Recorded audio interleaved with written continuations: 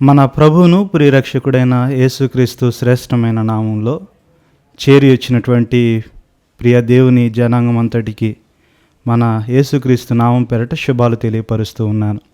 ఈ దినము మనము దేవుని వాక్య ధ్యానంలోనికి ప్రవేశింపక మునుపు ప్రార్థన చేసుకొని దేవుని వాక్యమును మనం ధ్యానం చేసుకుందాం. చిన్న ప్రార్థన చేసుకుందాం.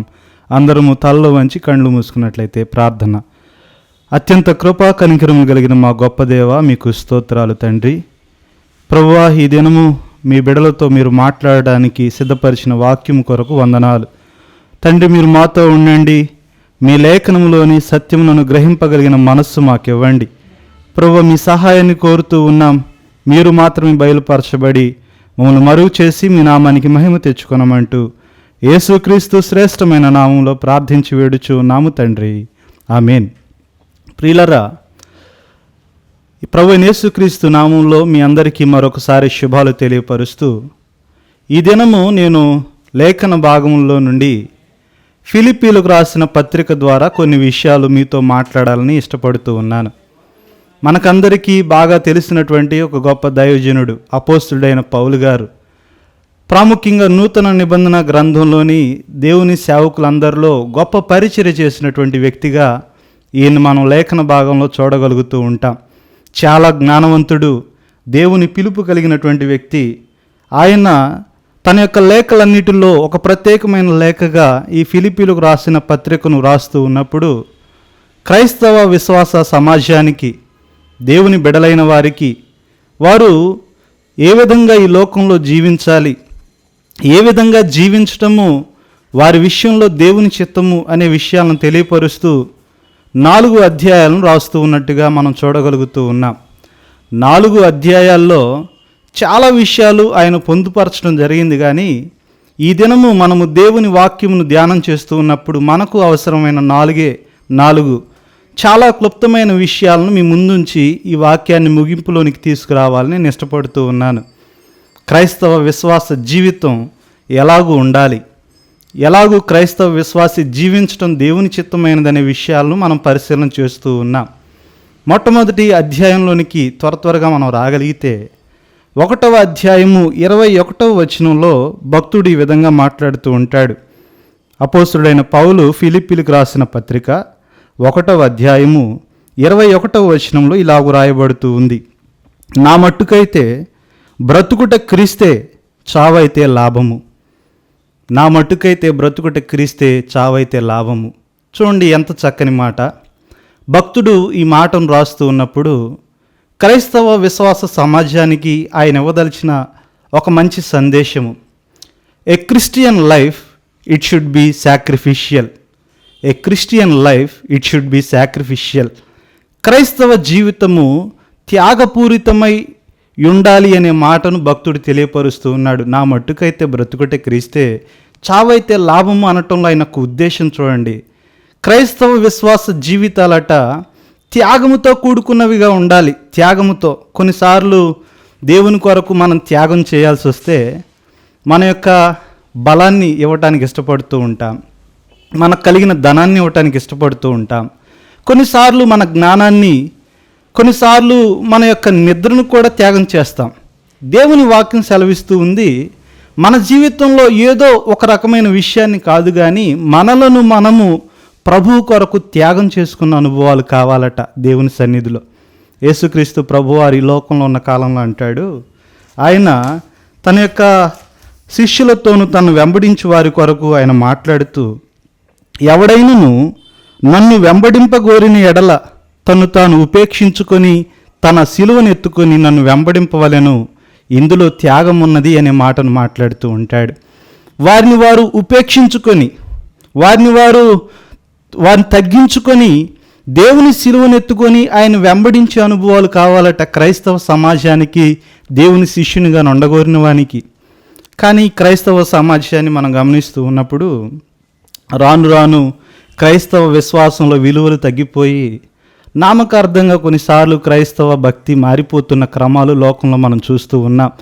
ఈ మాట ఎందుకు నేను చెప్తూ ఉన్నానంటే ప్రియులారా, విశ్వాసులు మాత్రమే కాదండి, కొన్నిసార్లు దేవుని సేవకులు కూడా సులువుగా ధనము సంపాదించుకునే ఒక మార్గంగా క్రైస్తవ విశ్వాసాన్ని, దేవుని సేవను వారు ఎన్నుకుంటూ ఉన్నారు. ఇది సులువుగా సంపాదించుకునే మార్గం కాదు ప్రియులారా. దేవుడు మనలను ఆయన కొరకు పరిపూర్ణముగా త్యజించుకున్న అనుభవాలు మన నుంచి కోరుతున్నాడండి. లేఖన భాగంలో మనం చూస్తూ ఉన్నప్పుడు పేతురు మహాశయుని జీవితాన్ని మనం చూడగలుగుతూ ఉంటాం. పేతురు భక్తుడు లేఖనం పరిశీలిస్తున్నప్పుడు కొంత తొందరపడువానిగా, కొంత దుడుకు స్వభావం కలిగిన వానిగా, లేదా కొన్నిసార్లు దేవుని ఆలోచనలు గ్రహింపలేని కొంత బలహీనుడిగా మనకు కనబడతాడు. కానీ యేసుక్రీస్తు పునరుత్థానుడై తిరిగి లేచిన తరువాత ఆయన యొక్క మహోన్నతత్వమును గ్రహించిన పేతురు దేవుని కొరకు ఎంత గొప్ప కార్యాలు చేశాడో బైబిల్ గ్రంథంలో మనం చూడలేం, కానీ చరిత్ర చెప్తుందండి చాలా విషయాలు. ఒకరోజట పేతురు భక్తుని భార్యను రోమా సైనికులు బంధించారట. బంధించి ఆయన ఎదుటకు తీసుకుని వచ్చి, నీవు ఎక్కనైనా యేసుక్రీస్తుని గురించిన సువార్తను ప్రకటించడం మానివేశావా? సరే, లేదంటే నీ భార్యను నీ ఎదుటే చంపివేస్తామన్నారట. మనం ఆ పరిస్థితుల్లో ఉంటే ఎలా మాట్లాడతాం? కొన్నిసార్లు కష్టం మన దాకా వచ్చినా మనకు అంత ఇబ్బంది కలగదు, కానీ మన వలన మన కుటుంబం ఏదైనా కష్టంలో పడుతుందంటే, నా వలన నా యొక్క కుటుంబము ఇబ్బంది పడటం నాకు ఇష్టం లేదండి, నా వలన ఏమీ తెలియని నా కుమారుడు కుమార్తె బాధపడటం నాకు ఇష్టం లేదండి, ఆ శిక్ష ఏదో నాకే వేయండి, వారిని విడిచిపెట్టండి అనే మాటలు మనం మాట్లాడే ప్రయత్నం చేస్తాం కదా. కానీ పేతురు అలాగనలేదు ప్రియులారా. తన యొక్క భార్య ఎదుటికి వెళ్ళన్నాడట, తన కళ్ళలో కళ్ళు పెట్టి చూస్తూ, నిన్ను చూసి నేను అసూయ పడుతున్నాను అన్నాడట. ఇది ఎంత విచిత్రమైన మాట కదా. నిన్ను చూసి నేను అసూయ పడుతున్నాను, ఐఎమ్ జెలస్ అబౌట్ యూ అనే మాటను భక్తుడు మాట్లాడేట. ఎంత గొప్ప మాట ప్రియులారా. అది మనం ఆలోచన చేస్తే ఎందుకు ఈ విధంగా పేతురు అంటూ ఉన్నాడంటే, నీవు నాకంటే ముందుగా చనిపోయి ప్రభు సన్నిధికి వెళ్ళబోతూ ఉన్నావు. నేనే నీకంటే ముందుగా ప్రభువుని దర్శించగలిగితే ఎంత బాగుండు. నీవు ఈ దినము చనిపోయి ప్రభు సన్నిధికి వెళ్ళబోతున్నావు, అందును బట్టి నిన్ను చూస్తే నాకు అసూయ కలుగుతుంది అన్నాడట. భార్యని గురించి బాధ లేదండి, కుటుంబాన్ని గురించి కలవరం లేదు. అతనికి ఒక నమ్మకం ఉంది, తన భార్య చనిపోతే తను పరలోక రాజ్యానికి వెళ్ళగలదని, ప్రభు సన్నిధిలో నెమ్మదిగా జీవించగలదని, ప్రభు సన్నిధిలో విశ్రాంతి పొందగలదని. లోకంలో ప్రియులరా, ఒక మానవ జీవితం ఎలా ఉంటుందంటే, ఈ దినము ఒక్కరోజు కూడా మానవుడు సంతోషంగా బ్రతకలేకపోతున్నాడండి. ఎంత విస్తారంగా ధనము సంపాదించగలిగిన వారైనా ఒక్క దినము అంతా మేము సంతోషంగా ఉండగలిగాము అని ఎవరు చెప్పలేరు. ఒక దినమంతా ఒక వ్యక్తి జీవితాన్ని పరిశీలన చేయండి.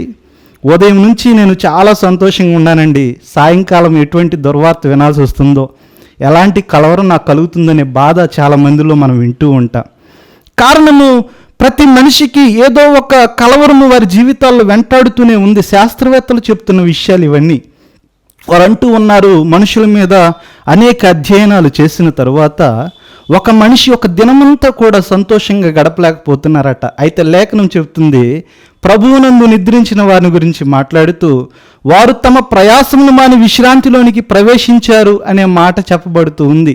ప్రభువులో విశ్రాంతి ఉంటే పేతురు భక్తుడు ఆ విశ్రాంతిని ఉద్దేశిస్తూ మాట్లాడుతున్నాడు. నీవు ప్రభు సన్నిధికి, విశ్రాంతికరమైన స్థలానికి, దీవెనకరమైన అనుభవాలకు వెళ్ళబోతూ ఉన్నావు, నీకంటే ముందుగా నేనే వెళ్తే ఎంత బాగుండు అనే మాట మాట్లాడుతున్నట్ట. సేవకులలోని త్యాగపూరితమైన అనుభవాలు చూడండి.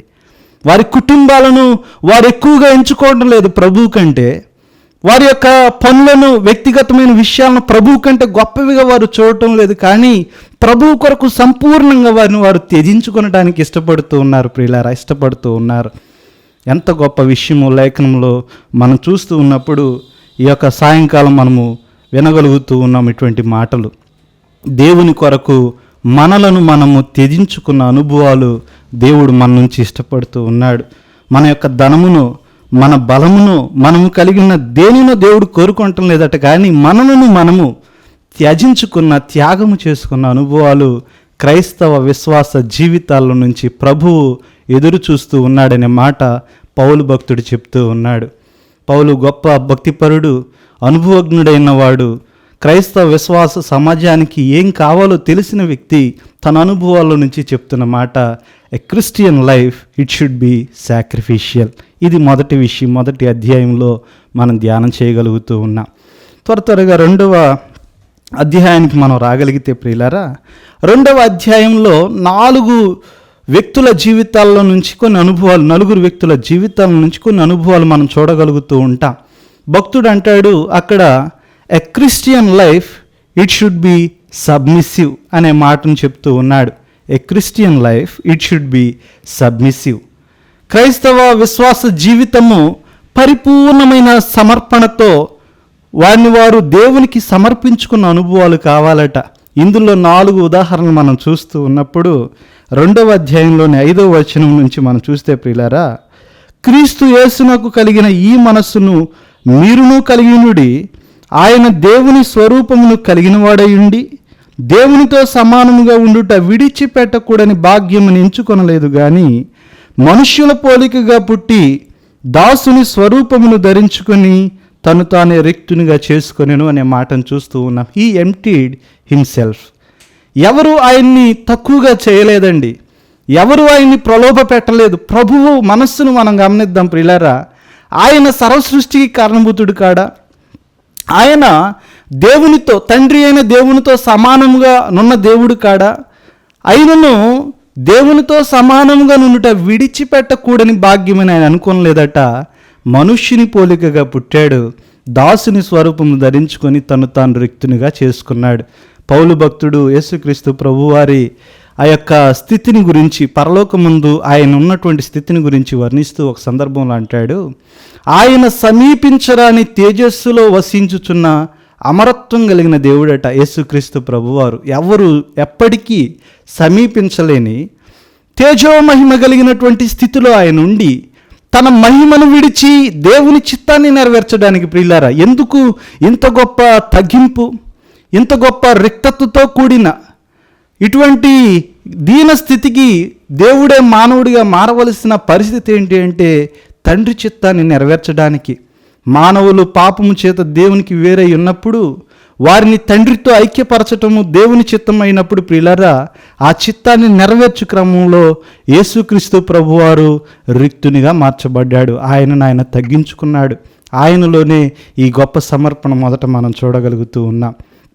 రెండవది, పౌలు భక్తుని తగ్గింపు మనం చూస్తాం. 17వ వచనం, 2వ అధ్యాయము 17వ వచనం మనం చూస్తూ ఉన్నప్పుడు ఇదే అధ్యాయంలో, మరియు మీ విశ్వాస యాగములోను దాని సంబంధమైన సేవలోను నేను పానార్పణముగా పోయబడినను నేను ఆనందించి మీ అందరితో కూడా సంతోషింతును. ఇది పౌలు యొక్క అనుభవం.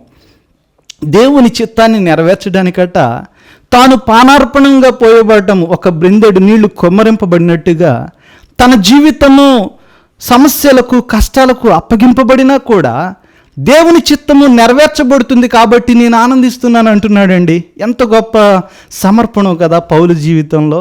పౌలు భక్తుని ఊరికినే ఆయన గొప్ప దైవజనుడిని చెప్పడం కాదు, కానీ ఆయన జీవితంలో అలాంటి అనుభవాలు ఉన్నాయి ప్రియులారా. చాలాసార్లు అవమానపరచబడ్డాడు, అనేక సార్లు దెబ్బల చేత కొట్టబడ్డాడు, అనేక సార్లు దయ్యములు పట్టినవాడని పిలువబడ్డాడు. ఎన్ని అవమానాలు, ఎన్ని కష్టాలు.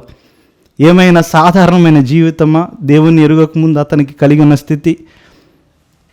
యోధా చట్టసభలో మెంబర్గా ఉన్నాడండి.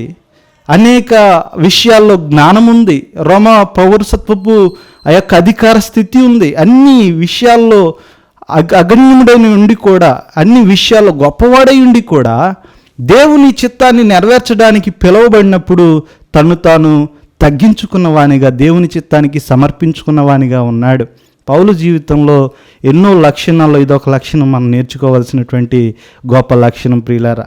ఇదే అధ్యాయంలో మరొక ఇద్దరిని త్వరగా చూపిస్తాను చూడండి. వారిని మనం చూస్తూ ఉన్నప్పుడు 19వ వచనంలో, నేనును మీ క్షేమము తెలుసుకొని ధైర్యము తెచ్చుకొని నిమిత్తము తిమోతిని శీఘ్రముగా మీ వద్దకు పంపుటకు ప్రభు అయిన యేసునందు నిరీక్షించుచున్నాను. మీ క్షేమ విషయమై నిజముగా చింతించువాడు అతని వంటి వాడెవడును నా యొద్ద లేడు. ఇది తిమోతి గురించి చెప్పబడుతున్న సాక్ష్యం. దేవుని చిత్తమును నెరవేర్చడానికి తిమోతి అట అతని వంటి సంఘము కొరకు బాధపడు, దుఃఖపడు, ప్రార్థన చేయు నమ్మకస్తుడైన వాడు పౌలు దగ్గర ఇంకెవడు లేడట. తండ్రి చిత్తాన్ని నెరవేర్చడానికి తిమోతి యొక్క సబ్మిషన్ మనం చూస్తూ ఉన్నాం. Timothy submission. చివరి వచనాలకు మనం రాగలిగితే అక్కడ 28వ వచనం నుంచి, కాబట్టి మీరు అతన్ని చూచి మరలా సంతోషించు నిమిత్తము నాకున్న దుఃఖము తగ్గు నిమిత్తము అతన్ని మరి శీఘ్రముగా పంపితిని. నా ఎడల మీ ఉపచర్యలలో ఉన్న కొదువను తీర్చుటకై అతడు తన ప్రాణమునైనను లక్ష్య పెట్టక క్రీస్తు యొక్క పని నిమిత్తము చావునకు సిద్ధమైండెను గనుక పూర్ణానందముతో ప్రభువునందు అతన్ని చేర్చుకొని అటి వాడిని గణపరచుడి. ఈ మాటలు ఎపెఫ్రోదితు అనే ఒక వ్యక్తిని గురించి చెప్పబడుతూ ఉన్నాయి. దేవుని చిత్తాన్ని నెరవేర్చడానికట తన ప్రాణమునైనను లక్ష్య పెట్టక చావునకు సిద్ధమైండి కూడా ప్రభువు చిత్తాన్ని నెరవేర్చడానికి అనేక ప్రాంతాలకు పంపబడుతూ ఉన్నాడట. వీరందరూ ఎందుకు గొప్పవారిగా ఈ దినము చెప్పబడుతూ ఉన్నారంటే వారికి ఉన్న సబ్మిషన్, వారికి ఉన్నటువంటి పరిపూర్ణమైనటువంటి సమర్పణతో కూడిన అనుభవాలు. ప్రియులారా, ఒక క్రైస్తవ విశ్వాస జీవితము ఎలాగూ ఉండాలి అంటే అది సంపూర్ణ విధేయత. మొదట ప్రభువులోనే దాన్ని చూసాం. తరువాత ఈ పత్రికను రాస్తున్న పౌలు భక్తుని జీవితాల్లో ఈ అనుభవాలు మనం చూసాం. తిమోతియు, ఎపఫ్రోదితు అనే వ్యక్తులు వారిని వారు సమర్పించుకున్న విధానాలు చూస్తూ ఉన్నాం.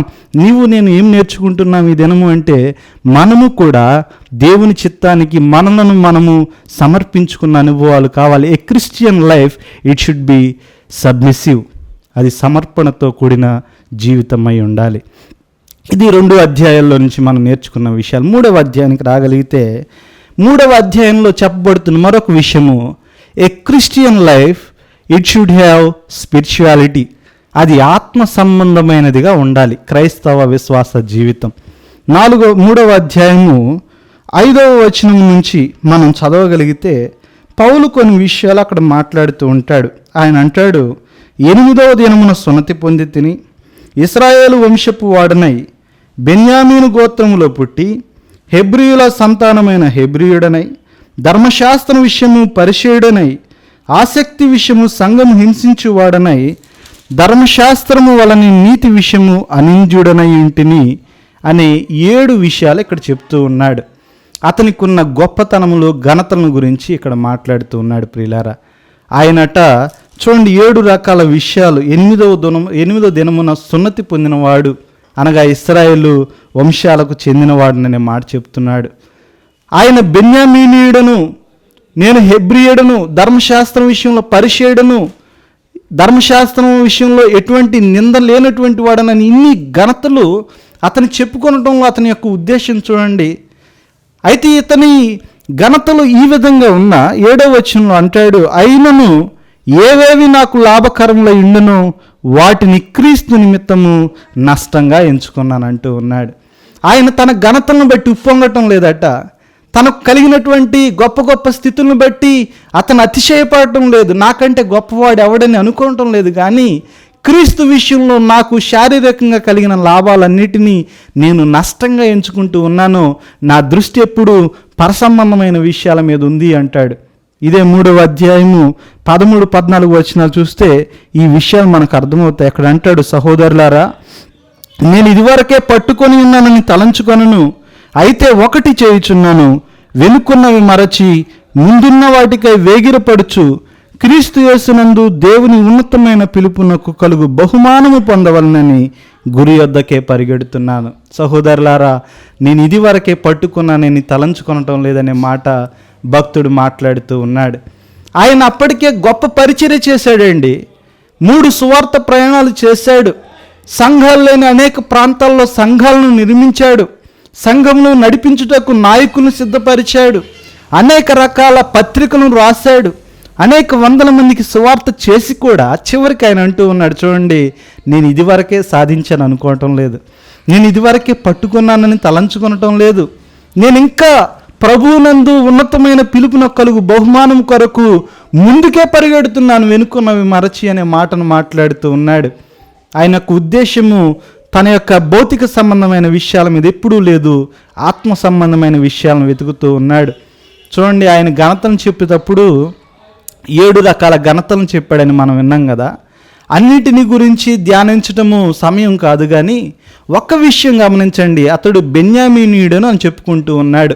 ఏంటట బెన్యామీనుడైతే అంత గొప్ప పరిస్థితి? ఎందుకు తన యొక్క తెగ గురించి గొప్పగా చెప్తూ ఉన్నాడంటే, ఇశ్రాయేలు యొక్క మొదటి రాజును గురించి మనం ఆలోచన చేస్తే, ఇశ్రాయేలు మొదటి రాజు సౌలు బెన్యామీని గోత్రికుడండి. మొదటి రాజుగా ఇశ్రాయేలు 12 గోత్రముల మీద రాజుగా ఉన్నటువంటి సౌలు బెన్యామీను గోత్రంలో నుంచి వచ్చిన వాడైతే నేను బెన్యామీనుడని చెప్పుకోవటము నాకు ఆధిక్యత కాదా అనే విషయాన్ని ప్రస్తావన చేస్తూ నేను బెన్యామీనుడనని గొప్పగా చెప్పుకుంటూ, అయినను సరే ఇది కూడా నాకు ఆనందాన్ని కలిగించేది కాదు, నా ఆనందము పరసంబంధమైన దేవుని విషయాలను వెతకటంలో ఉంది అనే మాటను చెప్తూ ఉన్నాడు. మనం ఈరోజు కొద్దిగా ధనము సంపాదించుకోగలిగితే, కొంత మర్యాదకరమైన స్థితి లోకంలో మనకు రాగలిగితే మనకంటే గొప్పవారు లేరంటే కొన్నిసార్లు ఆలోచన చేస్తూ ఉంటాం. కానీ భక్తులు అలాగెప్పుడూ పొంగలేదు ప్రియులారా. వారు ఎన్ని కలిగి ఉన్నా వారు ఎల్లప్పుడూ ప్రభువు మీద వారి దృష్టిని నిలిపి వాటి మీద ఆనందం కలిగిన వారిగా ఉన్నట్టుగా లేఖన భాగంలో మనం చూడగలుగుతూ ఉన్నాం. మూడో విషయం మనం నేర్చుకుంటున్న విషయం ఇదే. ఎ Christian life it should have spirituality. ఆత్మ సంబంధమైనదిగా క్రైస్తవ జీవితం ముందుకు కొనసాగించబడాలి. చివరికి ఒక తలంపును చెప్పి 4వ అధ్యాయంలో ఒక విషయాన్ని చూపించి నా యొక్క మాటలను ముగిస్తాను. చూడండి, 4వ అధ్యాయము 4వ వచనం దగ్గరికి మనం రాగలిగితే ప్రభు వాక్యం సెలవిస్తుంది.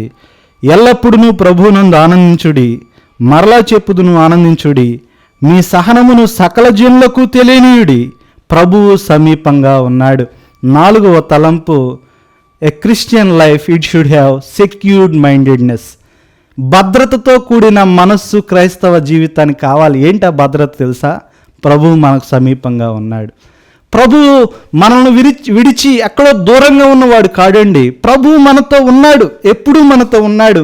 ఈ ధైర్యం క్రైస్తవ విశ్వాసానికి కావాలి. పౌలు భక్తుడు ఈ మాట రాస్తూ ఉన్నప్పుడు ఎక్కడుండి మాట్లాడుతున్నాడో తెలుసా ప్రియులారా?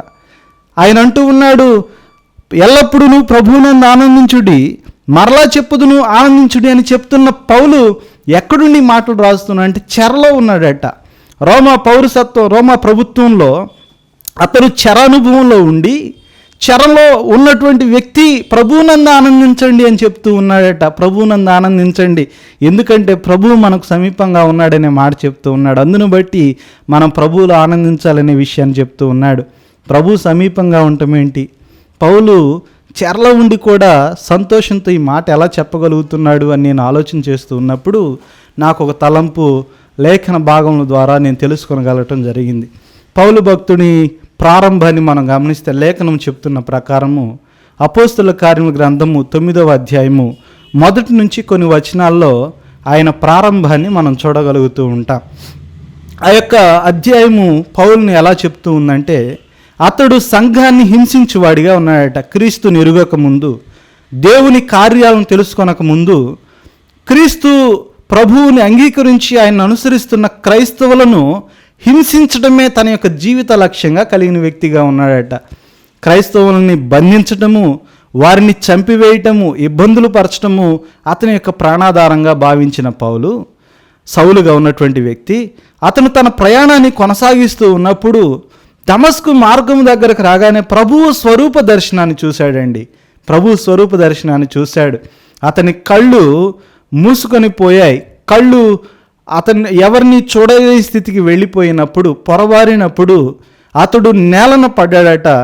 అతనికి ఒక స్వరం వినబడుతూ ఉంటుంది. ఆ స్వరము అతనితో ఏముంటుందంటే, సౌలా సౌలా నీవు నన్ను ఎలా హింసించుచున్నావు అనే స్వరము సౌలుకి వినబడింది. ఈ సౌలు అంటూ ఉన్నాడట, ప్రభువా నీవెవడవు, నీవు నాతో మాట్లాడుతున్నావు కదా, నీవెవడవు అన్నట్టుగా అడిగినప్పుడు ప్రభువు సౌలుతో అంటున్నాడు, నీవు హింసించుచున్న యేసును. ఈ మాట మనము చాలా జాగ్రత్తగా ఆలోచన చేయాలి. వాస్తవానికి ఈ పౌలుగా మార్చబడక ముందు సౌలుగా పిలువబడిన ఈ వ్యక్తి కానీ, యేసుక్రీస్తు ప్రభువారు కానీ ఎక్కడ వారిని ఒకరు ఎదుటిపడినట్టుగా లేఖనంలో మనం చూడం. ఏ క్రైస్తవ చారిత్రక గ్రంథాలు కూడా వారు శారీరకంగా భౌతికంగా కలుసుకున్నట్టుగా చెప్పదు. కానీ వారు ఎలాగూ ప్రభు సౌలుతో మాట్లాడుతున్నప్పుడు నీవు నన్ను ఎలా హింసించుచున్నావని అనగలుగుతూ ఉన్నాడు. ఈ మాటను మనం పరిశీలన చేస్తే యేసుక్రీస్తు ప్రభు యొక్క ప్రేమ మనకు అర్థమవుతూ ఉంటుంది. ప్రభు వారు ఎందుకు అలా అనగలుగుతున్నాడో తెలుసా? తన బిడ్డల శ్రమను ఆయన తన శ్రమగా భావిస్తూ ఉన్నాడు. క్రైస్తవుల్ని హింసించుచున్న పౌలుతో మాట్లాడుతూ ఉన్నప్పుడు క్రైస్తవ బిడ్డలు అప్పటి వరకు పడిన శ్రమను క్రీస్తు ప్రభువారు తన శ్రమగా భావించాడండి. ఆయన వారి ప్రజలకు వేరుగా ఉన్న దేవుడు కాడు. వారి ప్రజలకు దూరముగా ఉండి వారు కష్టాలు పడుతుంటే చూస్తూ నిలబడిపోయే దేవుడు కాడు. వారి కష్టాల్లో ఆయన కూడా ఉన్నాడు. ఆయన వారితో ఉండి ఆ శ్రమను సహస్రమానుభవం కలిగిన వాడు కాబట్టి నీవు నన్నే హింసిస్తున్నావు. సౌలా, నీవు హింసించినది నా బిడ్డలను కాదు, నన్ను అనుసరించే వారిని కాదు, నీవు నన్నే. తన బిడ్డల శ్రమను తన శ్రమగా భావించిన దేవుని యొక్క మాట తనను మాట్లాడుతూ ఉన్నప్పుడు సౌలుతో, నీవు నన్ను ఎందుకు హింసించుచున్నావు సౌలా అని మాట్లాడాడట. సౌలు ఆ మాటలో దేవుని ప్రేమ కనుగొనగలిగాడండి. తన బిడ్డల శ్రమను తన శ్రమగా భావించి వారితో పాటు ఉండగలిగిన ఈ దేవుడే గొప్ప దేవుడని తెలుసుకున్నాడు. ఈ దేవుడే నిజమైన దేవుడు, ప్రేమ కలిగిన దేవుడని తెలుసుకున్నాడండి. అప్పటి నుంచి దేవుని బిడ్డలను హింసించడం కాదు, కానీ దేవుని నామం కొరకు తానే బలిగా మార్చబడినంత వరకు ఆయన ప్రభువు కొరకు పనిచేయగలిగాడు. ప్రేమను తెలుసుకున్నటువంటి సౌలు పౌలుగా మార్చబడి తన ప్రాణాన్ని ప్రభు కొరకు ఇవ్వగలిగినంతగా ప్రభు కొరకు నిలబడ్డాడు. ప్రియులారా, దేవుని వాక్యము ఈ దినం మనతో కూడా మాట్లాడుతూ ఉంది. ఈ దినము మనకు కూడా దేవుని వాక్యము ఒక గొప్ప ధైర్యాన్ని ఇస్తూ ఉంది. నీ ప్రభువు నీకు దూరంగా లేడు. గొప్ప సంతోషం ఏంటో తెలుసా? నీ ప్రభువు నీకు దూరంగా లేడు. నీవు ఆరాధిస్తున్న దేవుడు, నీవు ఏ దేవుణ్ణి నీ హృదయాంతరంగంలో ప్రతిష్ఠించుకున్నావో, ఎవరిని నీవు దినదినము ఆరాధన చేయుచున్నావో ఆయన దూరంగా లేడు. ఆయన నీకు వేరే లేడు. ప్రియులారా, ఈ వాక్యముని వింటున్నటువంటి నా ప్రియ సహోదరుడా, మీరెవరైనా కావచ్చు, దేవుడు ఈ దినం నీతోనే మాట్లాడుతున్నాడు. నీవు కష్టాన్ని ఎదుర్కొంటూ ఉన్నావా? దుఃఖకరమైన అనుభవాల్లో ఉన్నావా? నన్ను ఎవరు చూడటం లేదండి, నా బాధ ఎవరికీ అర్థం కావటం లేదు, నా దుఃఖాన్ని ఎవరు గ్రహించలేకపోతున్నారు, కొన్నిసార్లు నా కుటుంబమే నన్ను అర్థం చేసుకోవడం లేదు, నేను ఒక్కడిని ఒంటరి వాడిని కష్టాన్ని పడుతున్నాను అని అనుకుంటూ ఉన్నావా? దేవుని వాక్యము నీకు ఈ దినం ఒక గొప్ప ధైర్యాన్ని ఇస్తూ ఉంది. క్రైస్తవుడు భద్రతతో కూడే మనస్సును కలిగి ఉండాలి. ఏంటి ఆ భద్రత అంటే? ప్రభువు నీతో ఉన్నాడు. ప్రభువు నీ ఆనందంలోనే కాదు, ప్రభువు నీవు కలిగినటువంటి మేలుకరమైన స్థితిలోనే కాదు, నీ దుఃఖంలో కూడా ప్రభువు నీతో ఉన్నాడు. ఆయన తన ప్రాణాన్ని నీ కొరకు ఇచ్చి వేసినవాడు కాడా? ఆయన నీతో లేడనే భావన ఎందుకు నీవు కలిగి దుఃఖపడుతూ ఉన్నావు? ఈ దినము నేను ఒంటరి దానను, నా వలన ఏది కాదు, నన్నెవరు లెక్క చేయరు, నేను చులకనగా చూడబడుతున్నాను, తూలనాడబడుతున్నాను, నన్నెవరు పట్టించుకోవటం లేదని నీవు దుఃఖపడుతున్నావేమో, కలవరపడుతున్నావేమో, దేవుడు నీతోనే మాట్లాడుతున్నాడు. ప్రభువు నీకు సమీపంగా ఉన్నాడు. గొప్ప సంతోషం ఇదే, ఈ గొప్ప ఆనందం ఇదే. ప్రభువు నీతో ఉన్నాడండి. ప్రభువు మనతో ఉన్నాడు. ప్రభువు మనందరితో ఉన్నాడు. పౌలు భక్తుడు చెప్తున్నాడు, ఎల్లప్పుడూ నువ్వు ప్రభువు నన్ను ఆనందించండి. మరలా చెప్తాను, నేను చెరసాల్లో ఉండొచ్చు, నేను కఠినతరమైన పరిస్థితుల్లో ఉండొచ్చు, నా ప్రాణమే తీసివేయబడవచ్చు, కానీ నేను దుఃఖపడను, బాధపడను, ప్రభువు నాతో ఉన్నాడు అనే గొప్ప ధైర్యం పౌలుకు ఉంది. చెరసాల్లో ఉండి నీకు లేదా? ప్రభువు నీ కొరకు ప్రాణం పెట్టిన విషయం నీ గ్రహించలేకపోతూ ఉన్నావా? ధైర్యం తెచ్చుకోసమా, దేవుడు నీతో మాట్లాడుతున్నాడు, ఆయన నీతో ఉన్నాడు. 4వ తలంపు, a Christian life it should have secured mindedness. భద్రతతో కూడిన మనస్సు కావాలి. ఈ 4 తలంపులు నీ మనసులో పెట్టుకుని నీవు జీవించగలిగితే దేవుని కృపలో గొప్ప ఆశీర్వాదకరమైన అనుభవాలు నీవు కలిగి జీవించగలవని 4 విషయాలు మరలా జ్ఞాపకం చేస్తూ ఉన్నాను. ఏ Christian life it should be sacrificial. మొదటి విషయంగా దీన్ని చూసాం. రెండవది, ఏ Christian life it should be submissive. మూడో విషయాన్ని చూస్తున్నప్పుడు ఏ Christian life it should have spirituality. 4వ విషయము, ఏ Christian life it should have secured mindedness. ఈ 4 తలంపులు ఎప్పుడు మనం మర్చిపోక మన హృదయమందు వీటిని ఉంచుకున్న వారమై ప్రభు కృపలో మనం ముందుకు కొనసాగాలని ఈ మాటను తెలియపరుస్తూ నా మాటలు ముగిస్తూ ఉన్నాను. దేవుడు తన కృప మనకు అనుగ్రహించునుగాక. అందిస్తూ ఉన్నాను. ప్రార్థన చేసుకుందాం. అందరము తల్ల వంచి కళ్ళు మూసుకున్నట్లయితే ప్రార్థన. అత్యంత కృపా కనికరములు కలిగిన మా గొప్ప దేవ, మీకు స్తోత్రాలు చెల్లిస్తూ ఉన్నాం ప్రభువా. ఈ సాయంకాలము తండ్రి, మేము వాక్యమును ధ్యానం చేయగలగటానికి మీరు చూపిన కృపకై స్తోత్రాలు.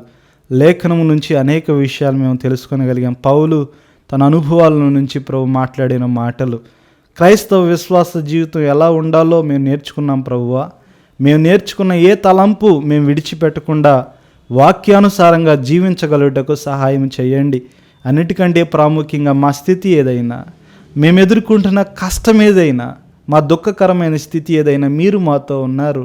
మాతో కలిసి సహస్రమానుభవం కలిగిన దేవునిగా ఉన్నారని గ్రహించి, ప్రభువా మీరున్నారన్న ధైర్యంతో, సంతోషంతో ఈ లోకంలో ముందుకు కొనసాగుటకు సహాయం చేయండి. వాక్యం విన్న నీ బిడ్డలకు ప్రభువా మీ శక్తిని, బలమును అనుగ్రహించండి. మానసిక అదిగో తండ్రి, శారీరక, ఆధ్యాత్మిక బలములు మా జీవితాలకు మీరిచ్చి మీ కృపల ముందుకు కొనసాగించమని ప్రభువా మీరు ఈ సాయంకాలం మాకు అనుగ్రహించిన కృప యావత్ కొరకై స్తోత్రములు చెల్లిస్తూ యేసునామములో ప్రార్థిస్తూ ఉన్నాము తండ్రి, ఆమేన్. తండ్రి అయిన దేవుని ప్రేమ, కుమారుడైన యేసుక్రీస్తు కృప, పరిశుద్ధాత్మ నిత్య సహవాసము చేరిన బిడలకు, వారి కుటుంబాలకు, భవిష్యత్ ప్రణాళికలకు సదాకాలము తోడైండి నడిపించును గాక. ఆమేన్. అందరికీ వందనాలు. ప్రభు మిమ్మల్ని దీవించును గాక.